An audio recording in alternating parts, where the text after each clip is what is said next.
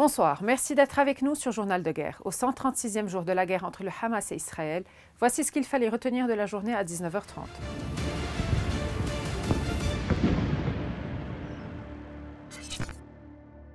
Nous commençons avec la frontière libano-israélienne. Plusieurs raids israéliens ont ciblé lundi en fin d'après-midi 2 hangars dans la localité de Raziyeh au sud de Saïda.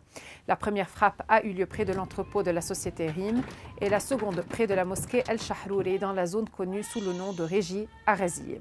Les 2 entrepôts servaient à stocker des produits en aluminium, des huiles et des pneus.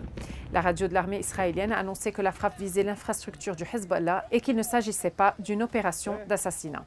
Selon des sources, la majorité des blessés à la suite des raids sur Raziyeh sont des ressortissants de nationalité syrienne. Aucun tué n'a été signalé d'après les informations préliminaires. Des dégâts ont également touché les habitants dans le camp de Ain el-Helwe à Saïda.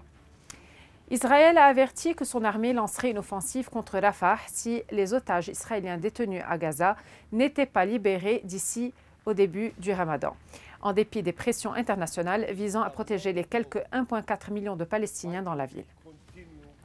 Le bilan humain depuis le début de la guerre à 19h30 heure de Beyrouth. Du côté israélien, 1200 morts sont officiellement recensés par l'État hébreu depuis le début du mois de novembre 2023.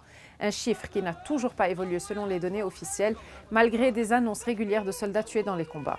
Du côté de Gaza, le ministère de la Santé a recensé près de 29 100 morts parmi les Palestiniens depuis le 7 octobre. Les rebelles yéménites Houthis revendiquent une attaque contre un pétrolier britannique en mer Rouge et annoncent qu'ils ont abattu un drone américain à Hdaïda. Ces derniers multiplient depuis novembre les attaques contre des navires marchands en mer Rouge et dans le golfe d'Aden, poussant de nombreux armateurs à contourner cette zone maritime essentielle pour le commerce international.